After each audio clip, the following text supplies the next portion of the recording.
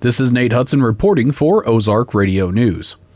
The 37th Judicial Court-appointed Special Advocates recently held their raffle drawing for a 3,200 PSI premium pressure washer.